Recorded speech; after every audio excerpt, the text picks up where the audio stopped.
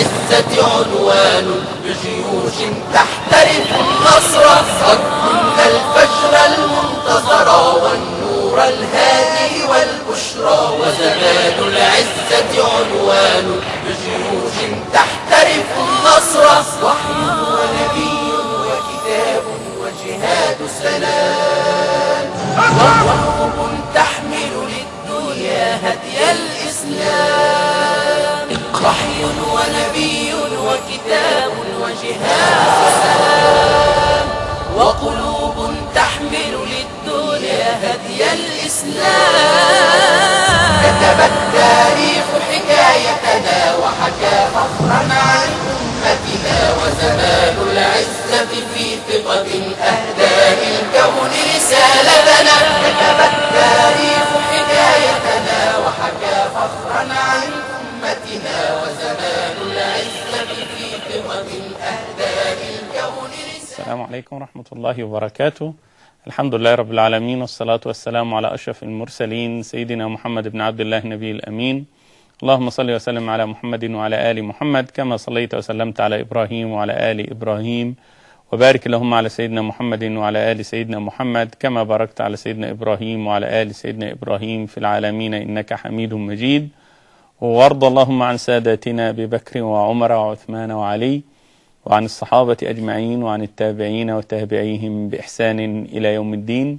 بسم الله ما شاء الله ولا حول ولا قوة إلا بالله. اللهم لا علم لنا إلا ما علمتنا. اللهم إنا نسألك علما نافعا وقلبا خاشعا وجسدا على البلاء صابرا. اللهم أجر الحق على ألسنتنا. اللهم أيدنا بالحق وأيد الحق بنا. اللهم اجعلنا من الذين يستمعون القول فيتبعون أحسنه. أهلا ومرحبا بكم أيها الأحباب، طبتم وطاب ممشاكم وتبوأتم من الجنة مقعدا. أسأل الله عز وجل علي القدير أن تكون هذه الكلمات وهذه الجلسة في ميزان حسناتنا أجمعين، وأن تكون حجة لنا ولا تكن حجة علينا. فتوحات العراق، وتكلمنا امبارح أن المثنى بن حارثة رضي الله عنه وأرضاه هو أول من بدأ هذه المناوشات. سيدنا أبو بكر الصديق رضي الله عنه وأرضاه كلف قائدين من قادة حروب الردة، وهم سيدنا خالد بن الوليد وعياض بن غنم، بأن هم يقودوا جيوشهم إلى العراق. وبينا ليه سيدنا أبو بكر رضي الله عنه وأرضاه قرر يبدأ بالعراق، وقلنا أن سيدنا أبو بكر قرر يبدأ بالعراق لموقف كسرى من رسول الله صلى الله عليه وسلم. هذا أولا. ثانيا أن سيدنا أبو بكر الصديق رضي الله عنه وأرضاه قلنا أنه كان يتتبع خطى النبي صلى الله عليه وسلم خطوة خطوة. فالنبي صلى الله عليه وسلم اتكلم عن العراق وعن فتح العراق، واتكلم عن فتح مصر، واتكلم عن فتح الشام. ولذلك سيدنا أبو بكر الصديق رضي الله عنه وأرضاه ما كانش بيمشي في الفتوحات دي كده من دماغه، ده كان بيمشي في الفتوحات ديت لأن النبي صلى الله عليه وسلم قال هنفتح كذا ونفتح كذا ونفتح كذا. طيب ما هو أبو بكر سمع من النبي صلى الله عليه وسلم إنه هيفتح مصر، ليه ما بدأش بمصر؟ ليه ما بدأش بالشام قبل العراق؟ لأن سيدنا أبو بكر الصديق رضي الله عنه وأرضاه بالاستراتيجية والعقلية العسكرية اللي اتعلمها من رسول الله صلى الله عليه وسلم، تقريبا 90% من جيوش المسلمين كانوا في جهة الشرق إلى الخليج، وأقرب ما يكون إلى العراق. فسيدنا أبو بكر علشان ينقل الجيوش من العراق ومن الجبهة الشرقية كلها يوديها على الجبهة الغربية على مصر صعبة جدا، وهتاخد وقت وعمليات إخلاء عسكري ومسألة صعبة جدا. ولذلك سيدنا أبو بكر الصديق رضي الله عنه وأرضاه كلف خالد بن الوليد وعياض بن غنم، لأنهم كانوا في اليمامة وكانوا أقرب الناس إلى العراق. المسيرة أو الطريق من اليمامة إلى الأبلة أو إلى جنوب العراق تقريبا مسيرة 4 أيام، لكن من الشرق إلى الغرب مسيرة طويلة جدا. سيدنا أبو بكر الصديق رضي الله عنه وأرضاه بعت لخالد بن الوليد ولعياض بن غنم، بعت لهم توجيهات مباشرة أن سيروا إلى العراق. بعت إلى عياض بن غنم أن سر إلى دومة الجندل، ثم إلى الشمال وعارق. عارق يعني تعالى على العراق من الشمال من ناحية نهر الفرات. وكتب لسيدنا أبو خالد بن الوليد عفوا أنسر إلى فرج الهند والسند الأبلة، اللي هي المنطقة الجنوبية جدا اللي هي شط العرب، ودي اللي كان بيسموها فرج الهند والسند، لأن كان معظم المراكب أو كل المراكب اللي بتيجي للعراق من الخليج العربي بتقف في المكان ده، وكان هو ده المينا بتاعها اللي هي منطقة الأبلة اللي هي جنوب البصرة تقريبا دلوقتي. وقال لسيدنا خالد أنسر إلى الأبلة ومنها إلى الشمال وعارق، يعني على العراق، فإن التقيتما فالتقى في الحيرة، وروحوا عند الحيرة وتقابلوا، وأيكما سبق فهو الأمير ولينتظر أخاه. اللي هيسبق فيكم إلى الحيرة هو الأمير وينتظر أخوه لما يجي. قلنا ليه سيدنا أبو بكر الصديق رضي الله عنه وأرضاه اختار الحيرة، وأرسل سيدنا أبو بكر الرسائل إلى خالد وإلى عياض بيقول لهم وسيروا بمن معكم من المسلمين ولا يكن معكم أحد ارتد قبل. ما فيش أي حد من المرتدين اللي أسلموا يمشي معاكم في الجيش بتاعكم، ولا تجبر أحدا على المسير والغزو معكم، وما تغصبوش على حد. اللي عاوز يقاتل معاكم يقاتل، واللي عاوز يرجع يرجع. وصار سيدنا خالد بن الوليد وكان معاه 3 من الجنود، سيدنا المثنى ابن حارثة رضي الله عنه وأرضاه، وسيدنا عمرو ابن عاصم رضي الله عنه وأرضاه، والثالث سيدنا عدي بن حاتم. سيدنا المثنى بن حارثة وسيدنا عمرو اللي اختارهم خالد بن الوليد. عدي بن حاتم اللي اختاره أبو بكر الصديق. سيدنا أبو بكر بيكتب لخالد وأمر من شئت على مفارزك، وأمن من شئت على مسيرك. أمر من شئت على مسيرك، المفارز اللي هي المسيرة، انت اعمل جيشك زي ما انت عاوزه وقسمه زي ما انت عاوزه، وأمر من شئت. وأوصيك بعدي بن حاتم فليكن معك أميرا تنل بشارة رسول الله صلى الله عليه وسلم إن أحببت. سيدنا أبو بكر الصديق قلنا ما بيسيبش لفتة من النبي إلا وياخد باله منها. سيدنا أبو بكر بيختار لهم الحيرة، وبيقول لخالد بن الوليد خلي عدي بن حاتم أمير معاك تنل بشارة النبي إن أحببت، لو أنت عاوز. إيه هي بشارة النبي صلى الله عليه وسلم؟ لما جاء الخطاب إلى خالد بن الوليد، خالد نادى عدي بن حاتم ووراله الخطاب بتاع سيدنا أبو بكر، وقال لعدي وما بشارة رسول الله بك يا عدي؟ إيه البشارة بتاعت الرسول اللي عندك يا عدي؟ فقال عدي والله يا أيها الأمير لا أدري، أنا مش فاكر ومش عارف. فأخذ خالد يفكر في الأمر وخلاص ونسيه، ولكن خالد قال والله ما يكون لي أن أخالف أمرا بشرني أو خيرني به أبو بكر. خلاص ما دام أبو بكر قال بشارة النبي، حتى لو أنت يا عدي مش عارف، أنا ما أقدرش أخالف بشارة النبي صلى الله عليه وسلم. جلست قادة 3 المثنى بن حارثة وعاصم بن عمرو التميمي وعدي بن حاتم. المثنى في المقدمة ومعه 8000 رجل، وعدي على الميسرة وعاصم بن عمرو على الميمنة وخالد في القلب. دول ال4 القادة.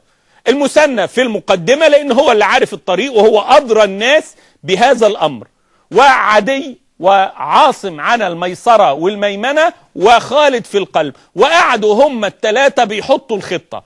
فخالد بن وليد قال لهم وأمرني خليفة رسول الله صلى الله عليه وسلم أن نسير حتى الحيرة، فإذا وصلنا الحيرة فمن بلغ الحيرة أولا فهو الأمير ولينتظر صاحبه. أول سيدنا خالد مآل الحيرة قام عدي بن حاتم فزعا وقال: والله إنها البشارة يا خالد. افتكر سيدنا عدي بن حاتم: والله إنها البشارة يا خالد. وما البشارة يا عدي؟ قال: لما ظهر أمر رسول الله صلى الله عليه وسلم، الحديث في البخاري وفي مسلم وعند عامة أهل السنة واللفظ لأحمد، لما ظهر رسول الله صلى الله عليه وسلم ضاقت علي الدنيا، فأخذت أفكر أذهب إلى الروم فأمكث هناك، ولكن كيف لي أن أترك أرضي وبلدي وناسي؟ فقررت، سيدنا عدي بيقول إن هو قرر إن هو يذهب إلى محمد، فإن كان كاذبا فلن يضرني شيئا، وإن كان صادقا اتبعته. فذهب عدي بن حاتم إلى رسول الله صلى الله عليه وسلم في المدينة المنورة، وكان عدي بن حاتم مشهور بشهرة أبيه حاتم الطائي. فما أن وصلت إلى المدينة إلا وأخذ الناس يتكلمون: عدي بن حاتم، عدي بن حاتم، خلي بالكم ده عدي بن حاتم، عارفينه. حتى دخلت على رسول الله صلى الله عليه وسلم فقلت: عمت مساء يا محمد. فقال: والله ما هذه من دينك يا ابن حاتم. قلت: وما أدراك بديني؟ قال: إني أدرى بدينك منك، وحديث طويل. ثم قال النبي صلى الله عليه وسلم لعدي: والذي بعثني بالحق يا عدي إني لرسول الله. يا عدي، أتعرف الحيرة؟ شفت بقى؟ هي دي بقى البشارة. أتعرف الحيرة؟ قلت: نعم يا رسول الله. فقال النبي: أرأيتها؟ رحت الحيرة يا عدي؟ قال: لا يا رسول الله. وكيف عرفتها؟ سمعت بها يا رسول الله. فقال النبي: والله يا عدي لتفتحن الحيرة. أو قال النبي: وماذا تعرف عنها؟ فقال عدي: أعرف ماءها وطيب أرضها وقيانها. وأخذ عدي يقول للنبي الحاجات اللي يعرفها عن الحيرة. فقال النبي: ما بالك وكيف أنت في الحيرة؟ قال: أنا في الحيرة؟ قال: نعم، والذي بعثني بالحق لتفتحن الحيرة ولتدخلن أرضها يا عدي حتى تسير الظعناء من الحيرة تأم البيت لا تخشى إلا الله والذئب على غنمها، ولا يكثرن المال حتى لا يجد الرجل فقيرا يأخذ صدقته. دي بشارة النبي، وديت اللي فاكرها أبو بكر الصديق رضي الله عنه وأرضاه. وعلشان كده أبو بكر اختار الحيرة. اشمعنى الحيرة؟ ليه بالذات الحيرة؟ لأن النبي صلى الله عليه وسلم قال هتتفتح الحيرة، وعدي بن حاتم هيدخل الحيرة وهتطأ أرض الحيرة. فقال خالد بن الوليد: والله إنها البشرى، ووالله لنسبقن قبل عياض بن غنم. ما دام عدي بن حاتم معانا احنا هنوصل الحيرة قبل عياض بن غنم. سيدنا عدي بن حاتم قال: والله يا خالد لتفتحن الحيرة، ووالله لأدخلنها، ووالله لتسيرن الظعناء من الحيرة أم البيت لا تخشى إلا الله والذئب على غنمها، ووالله ليفيضن المال كما أخبر رسول الله صلى الله عليه وسلم. شفتوا سيدنا أبو بكر الصديق رضي الله عنه وأرضاه قد إيه بيتتبع كلام النبي صلى الله عليه وسلم. اختار الحيرة عشان النبي قال هتفتح الحيرة. وعدي بن حاتم يبقى أمير، أيوة يبقى أمير عشان يدخل الحيرة. طب ما لو ما بقاش أمير برضه ما يدخل الحيرة وماله، بس دي زيادة تأكيد ويقين من النبي من الخليفة من أبو بكر الصديق رضي الله عنه وأرضاه إن عدي بن حاتم يفضل موجود. عدي بن حاتم هو أيضا على يقين على يقين بما يحدث به النبي. عدي بن حاتم في الأبلة في أول معركة يخوضها خالد بن الوليد ضد الفرس، وكان أمير أو قائد الفرس في هذه المنطقة اسمه هرمز. عدي بن حاتم كان يقاتل قتالا يعني واحد على يقين انه مش هيموت، يقاتل كأن لم يقاتل من قبل.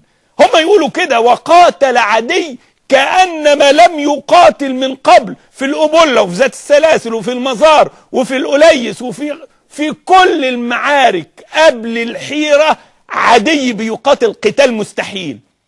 حتى سئل: ما لنا نراك تقاتل كأن لم تقاتل من قبل؟ وعاصم بن عمرو يقول له: نراك تقاتل كأنك تعلم أنك لن تموت. فيقول عدي: والذي بعث نبينا بالحق لن أموت قبل أن أدخل الحيرة. ده اليقين بتاعه بكلام النبي صلى الله عليه وسلم على يقين. هو حد يعرف هيموت امتى ولا مش هيموت امتى؟ ايوه، عدي بن حاتم على يقين انه مش هيموت غير لما يدخل الحيرة، ببشارة النبي وبكلام النبي صلى الله عليه وسلم. قال له هتدخل الحيرة. دول عزهم وزمان هذا وعزة هذا الزمان اتوجدت يا جماعة مش بان الرسول صلى الله عليه وسلم بجسده بينهم، بان الرسول بسنته وببشارته وبكلامه وبتعليمه بينهم. قدروا يصنعوا زمان العزة مع أبو بكر الصديق رضي الله عنه وأرضاه علشان يقينهم ببشارة النبي وبموعود رسول الله صلى الله عليه وسلم. خالد بن الوليد، وقبل ما نتكلم عن سير المعارك وكيف صار خالد، أنا عاوز بس أبين قد إيه خالد كان بيكره المشركين، قد إيه خالد بن الوليد كان بيقاتل بإخلاص وبحمية لله عز وجل، قد إيه خالد بن الوليد رضي الله عنه وأرضاه كان مخلص للإسلام وللمسلمين، قد إيه خالد بن الوليد كان عاوز يكفر عن كل اللي سبق. خالد بن الوليد أبوه الوليد بن المغيرة. الوليد بن المغيرة، الوليد بن المغيرة ده كان يسمى ريحانة قريش، ريحانة قريش. والوليد بن المغيرة كان أشد الناس عداوة لرسول الله صلى الله عليه وسلم، أشد من أبو جهل، لكن عداوة الوليد كانت عداوة عاقلة، عداوة أبو جهل كانت عداوة غبية.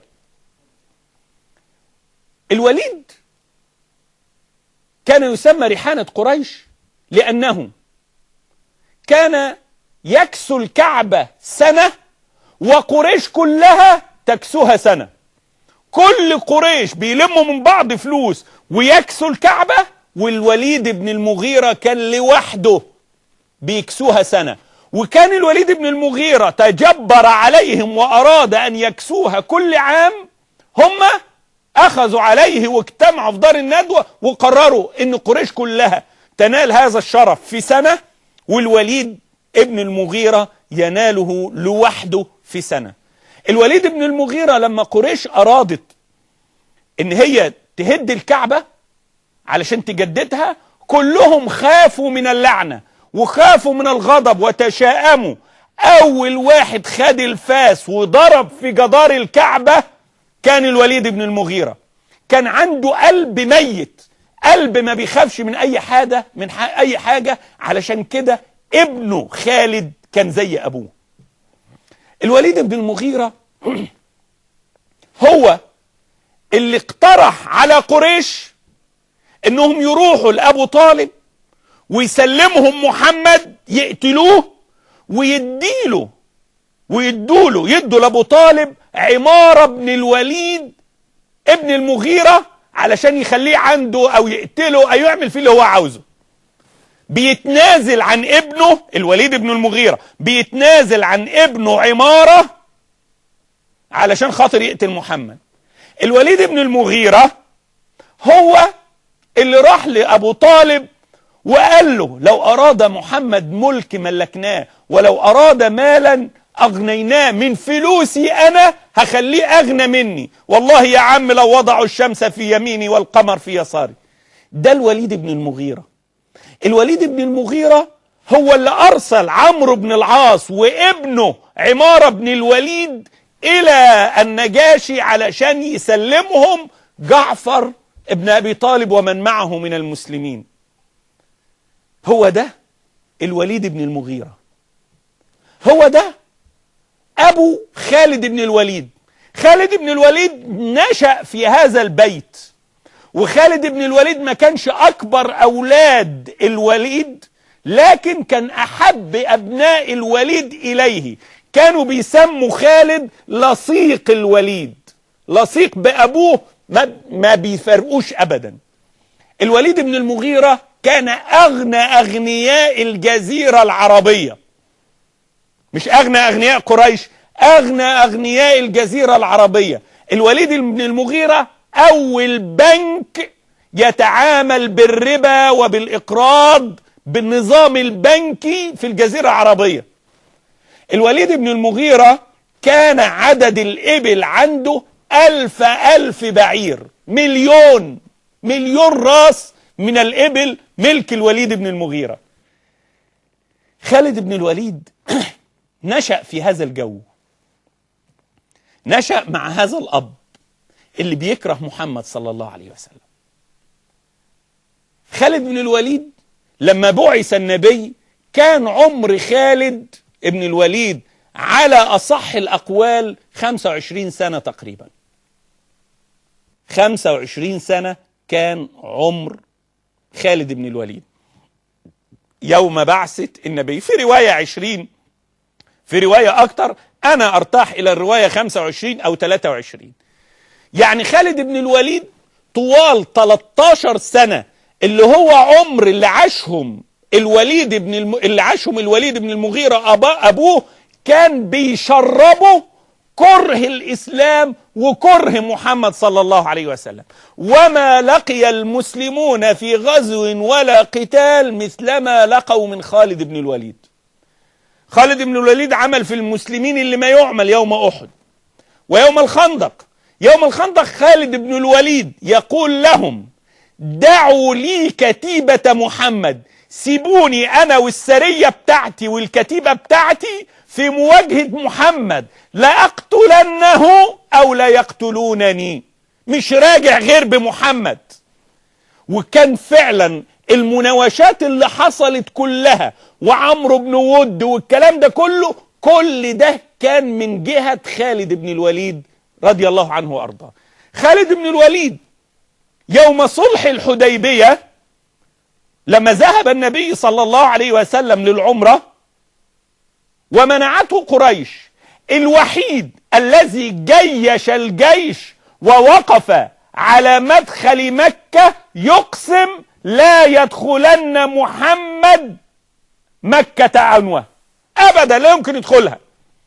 وسهيل بن عمرو وهو بيفوض النبي يقول خالد فهانت مني لما أتركهم يفاوضونه، لما لا أكر عليهم وهم عزل فأقتلهم وأذبح فيهم. وفعلا انطلق خالد بن الوليد وعكرمة بن أبي جهل وصفوان بن أمية على رأس 1000 فارس إلى الحديبية، عاوزين ينالوا خلسة من النبي ويقتلوا المسلمين. الله عز وجل ألهم رسوله صلى الله عليه وسلم أن يصلوا صلاة الخوف. يقول خالد بن الوليد فدخلت على القوم ورأيتهم عن بعد يصلون، فكان هذا أول ما وقع في قلبي من الإسلام، فأخذتني الرعشة، كيف تقتل أناسا يصلون؟ دي أول لحظة الإسلام يدخل فيها لقلب خالد بن الوليد، لما شاف النبي صلى الله عليه وسلم وشاف المسلمين وهم بيصلوا صلاة الخوف، الرعب، فأخذتني الرهبة الرعشة، كيف تقتل أناسا يصلون؟ فأوقفت القوم وقلت ننتظر ما يكون من الأمر. وتم الصلح، وتم صلح الحديبية، وجم في العام القادم، وكان مع النبي صلى الله عليه وسلم أخو خالد الوليد بن الوليد بن المغيرة، ده أسلم في غزوة بدر. الوليد بن الوليد بن المغيرة خرج مع المشركين يوم بدر وأخذ أسيرا، وقع الوليد بن الوليد أسير. فبينما النبي يستعرض الأسرى إذ رأى الوليد بن الوليد، فقال النبي الوليد؟ فقال الوليد نعم يا رسول الله. فقال النبي أو رسول الله؟ فقال الوليد والله ما دريت كيف قلتها، أشهد أن لا إله إلا الله وأنك رسول الله. دي رواية. الرواية الأخرى وهي الصحيحة عندي أن الوليد بن الوليد لما وقع في الأسر جاء إليه النبي. الوليد قال نعم. الوليد قال الوليد أتتشفى في؟ والله لتقعن في أسري يوما ولأفعلن بك ما تفعل بي الآن. فقال النبي صلى الله عليه وسلم والله ما أفعلن بك إلا كل خير، أعرض عليك الإسلام. وأخذ النبي يعرض على الوليد الإسلام وكأنما الوليد قد صك أذنيه. وأخذوا الفداء من الوليد، أخذوا الفداء من الوليد يقولون قناطير الذهب، ما أبوه أغنى الناس. وعاد الوليد إلى مكة وطاف حول الكعبة، ثم وقف عند الكعبة وقال أشهد أن لا إله إلا الله وأن محمد رسول الله، وأسلم الوليد. فأخذت قريش ولما أعطيتهم مالنا؟ قال والله ما رضيت أن أسلم بينهم حتى لا يقولوا أخذتنا الجبن أو أخذني الجبن. وأخذوا يعذبوا الوليد حتى استطاع الوليد أن يهرب. المهم أن الوليد بن الوليد بن المغيرة كان من أصحاب رسول الله. في حجة القضاء، في عمرة القضاء، النبي صلى الله عليه وسلم دخل مكة معتمرا، وسادة قريش واقفين على الجبال بيشوفوا وبيتفرجوا على النبي صلى الله عليه وسلم، وبيتفرجوا على المسلمين في عمرة القضاء، والنبي صلى الله عليه وسلم ينظر إليهم وبيتفرج عليهم. فلما انتهت العمرة قال النبي للوليد يا وليد أين خالد؟ فقال الوليد ما رأيته يا رسول الله. فقال النبي صلى الله عليه وسلم أسأل الله أن يأتي به. كيف غاب عن عقل خالد ديننا؟ إزاي عقل خالد يغيب عنه ديننا؟ وعاد النبي. الوليد كتب خطاب، كتب جواب لأخوه خالد، وكتب له أنه قد سأل عنك رسول الله وقال أسأل الله أن يأتي به. كيف غاب عن عقل خالد ديننا؟ يقول خالد فكان هذا ثاني ما وقع في قلبي من الإسلام. خالد أسلم وفرح بإسلامه النبي صلى الله عليه وسلم فرحا شديدا عظيما. وأنا مش هترجم لخالد ومش هحكي قصة سيدنا خالد، لكن أنا بحكي الكلام ده يا جماعة علشان نشوف قد إيه خالد كان بيكره الإسلام، وقد إيه خالد كان بيكفر عما فعل مع المسلمين في كل حروبه. ولذلك خالد بن الوليد يقول للمثنى بن حارثة في موقعة نهر الدم الأليس، المثنى بن حارثة يعني أخذته يعني اشمأز واقشعر بدنه مما يفعل خالد بالكفار بالمشركين. فقال خالد والله يا مثنى لو قاتلت رسول الله كما فعلت أنا لما فعلت إلا ما أفعل كفارة عما كنت أفعل. لو أنت قتلت النبي ووقفت في وشه وعملت اللي انا عملته، ما كنتش هتعمل غير اللي انا بعمله دلوقتي علشان تكفر عما فعلت. سيدنا خالد بن الوليد رضي الله عنه وارضاه كانت لا تأخذه رأفة ولا تأخذه شفقة في المشركين وفي الكفار صار سيدنا خالد رضي الله عنه وارضاه، زي ما قلت انا بأكد مرة تانية، انا ببين بس مقدار سيدنا خالد وكرهه كان للمسلمين قد ايه، وتكفيره عن ذنوبه كان ازاي. سيدنا خالد بن الوليد يقول: والله ما ندمت على أمر أبدا إلا على ندمي في تأخر إسلامي. سيدنا خالد بيقول: عمري ما ندمت على حاجة إلا ندمي على تأخر إسلامي. شفنا المثنى بن حارثة لما تأخر إسلامه قد إيه يا جماعة. مرة تانية وتالتة وعشرة، اوعوا تتكسلوا عن الخير، اوعوا تتأخروا، وفي ذلك فليتنافس المتنافسون، تسابقوا إلى الخيرات، يلا قوم ما تتأخرش. هتندم على كل خير بتتأخر عنه، هتندم على كل صلاة فجر ضاعت منك، هتندم على كل درس ما حضرتوش، هتندم على كل صلاة جماعة تأخرت منك، هتندم على كل صدقة جات لك الفرصة وضاعت منك. جربتوا يا جماعة؟ حد فيكم جرب انه يشوف انسان مسكين محتاج ويطلب منك وتسيبه وتمشي، وبعد كده تندم وترجع علشان تديله الصدقة وما تلاقيهوش؟ ضاعت منك خلاص، الفرصة جات لك وانت ضيعتها. مش عاوزين نندم زي ندم سيدنا خالد، مش عاوزين نندم زي ندم سيدنا المثنى بن حارثة، مش عاوزين نتأخر عن السبق إلى الخيرات. السابقون السابقون دول في كل زمان وفي كل مكان، اوعى تكون مش من السابقين. في كل زمان في سابقين، وإذا كنت اتأخرت والتزامك اتأخر، الحق وعوض، عوض في خدمة الإسلام، عوض مش بالدم لأن ما عندكش الفرصة، عوض بخدمة دينك. إذا كنت عشت 20 سنة في جاهلية، إذا كنت عشت 20 سنة من غير صلاة ومن غير قيام ومن غير قرآن، الحق وربنا عز وجل أنعم، عوض وجاهد، جاهد بعبادتك، جاهد بمالك، جاهد بكلمتك، الحق عوض الأيام. سيدنا خالد بن الوليد فيما روي عنه قال: والله ما أخشى الموت إلا أن يدركني قبل أن أكفر عما أسأت إلى رسول الله. سيدنا خالد بن الوليد ما كانش بيخاف من الموت غير مرة واحدة، غير في حالة واحدة، انه خايف يموت قبل ما يكفر على اللي عمله مع رسول الله صلى الله عليه وسلم. اوعى تموت قبل ما تكفر اللي عليك، اوعى تموت قبل ما 20 سنة اللي ضاعوا في جاهلية وفي غنى وفي رأس وفي حاجات كتيرة تبدل مكانها حسنات. الحق وبسرعة.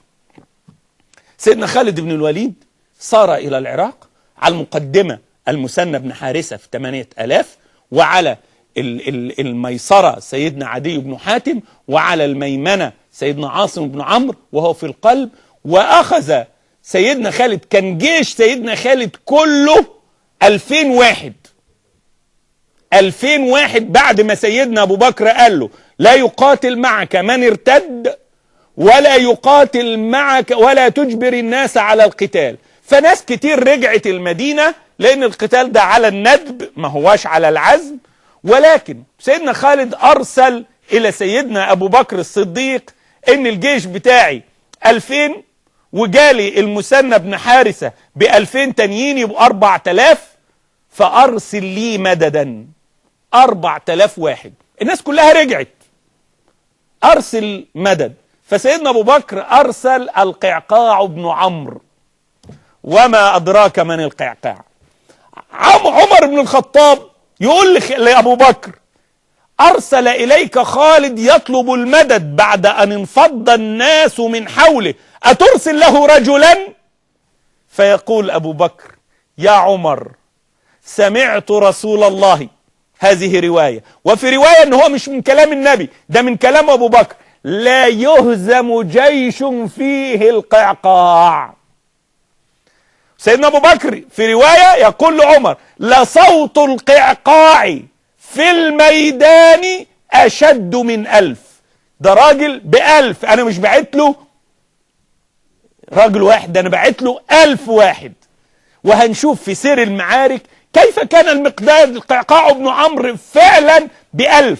القعقاع بن عمرو لما عمرو بن العاص أرسل في فتح مصر إلى عمر بن الخطاب أن أرسل لي مدد، فأرسل له 4 رجالة، كل واحد منهم ب1000، قال له معاك 4000. لما نيجي لفتح مصر هنشوف. القعقاع بن عمرو لما جاء إلى خالد بن الوليد في اليمامة وصار معه، والناس سمعوا، اللي في الأعراب واللي في المسلمين اللي في القرى، أخذوا يجتمعوا مرة أخرى على جيش خالد، حتى وصل جيش خالد إلى الأبلة وهم 18,000 مقاتل. الأبلة أول موقعة لخالد بن الوليد في العراق، كان عليها قائدها من الفرس كان اسمه هرمز، وكانوا يضرب بهرمز هذا المثل في الخبث والمكر. كانوا يقولون مثل كان شائع: أخبث من هرمز وأمكر من هرمز. كان خبيث جدا ومكار جدا، وكان كالجمل الأورق طولا وعرضا، في طوله وعرضه زي الجمل. فوصل خالد بن الوليد، المثنى بن حارثة وصل أولا وأرسل وأمره خالد أن سر وتقدم إلى الأبلة وانتظر، ما تتحركش واستنانا. ووصل خالد إلى الأبلة وبدأت المعركة. جيش المسلمين 18,000 وجيش الفرس 50,000. وقام اصطف الجند، وكان سيدنا عبد الله بن مسعود رضي الله عنه وأرضاه في هذا الجيش. وكان في كل جيش من جيوش المسلمين كان هناك منصب اسمه القارئ. القارئ ده مين هو؟ ده واحد من صحابة النبي صلى الله عليه وسلم اللي حافظين القرآن عن ظهر قلب، واحد من الصحابة اللي حافظين القرآن تماما.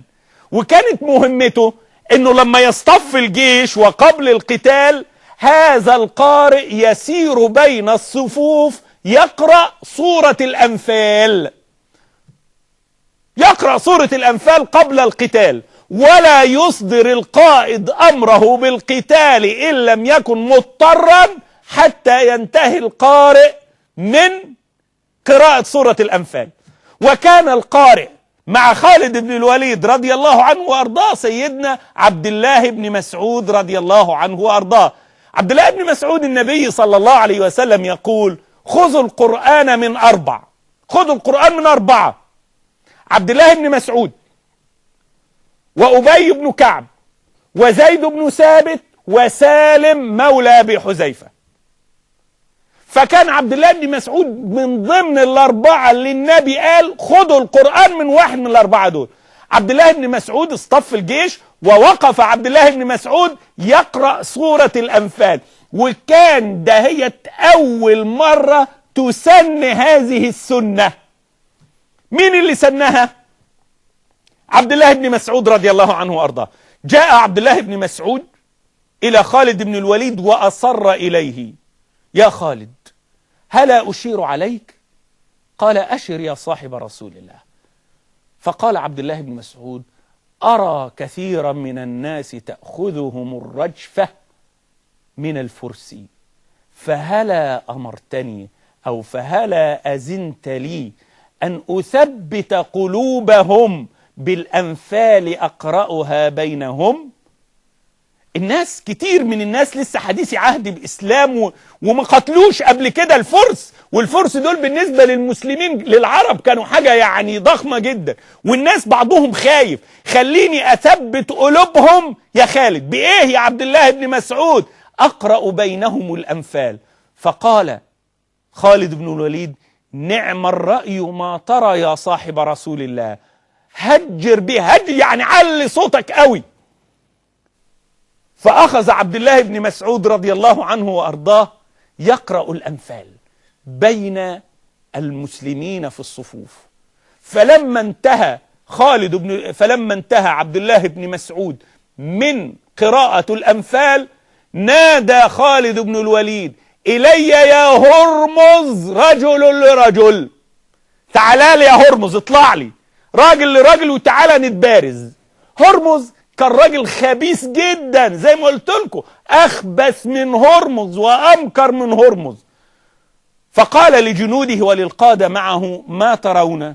قالوا: أنت قاتله، أنت قتله، ده أنت يعني تاكله. فقال هرمز: أرى الآتي، عاوزين الآتي، أنا هذهب إليه. كانت الخطة أن هرمز هيخرج يقاتل خالد ويتبارزوا، وما أن يلتحموا ويوشك خالد إن هو يعني لقيتوه ضاغط عليا، فلتخرج منكم السرية بتاعتي ورايا. وخرج وراه 100 مقاتل يخرجوا وراه ويتقدموا الصفوف. فلما تقدم هرمز، 100 دول هرمز بيبارز، ودول قريبين جدا من المعتاد ان الجيش ده في اقصى اليمين والجيش ده في اقصى الشمال، وبينهم مسافة، والقائدين بيتقدموا في الوسط ويبارزوا بعض، واللي يتقتل بقى يتقتل. هرمز خرج بال100 جندي دول، بال100 فارس، وخرج إليه خالد منفردا، فنادى عليه القعقاع: يا خالد لا تخرجن والفرسان معه. فقال المثنى بن حارثة رضي الله عنه وأرضاه وهو أعلم بالفرس: هذه سنتهم في المبارزة، ولا تخشوا هؤلاء الفرسان. دي سنتهم في المبارزة، ان لازم 100 دول يخرجوا، لما قائدهم يتقتل بياخدوه ويرجعوا بيه، واذا هو قتل بيقف في وسطهم ويلتحم الجيشين. وخايف، دي سنتهم، ما تخافوش. المثنى بيقول لهم كده.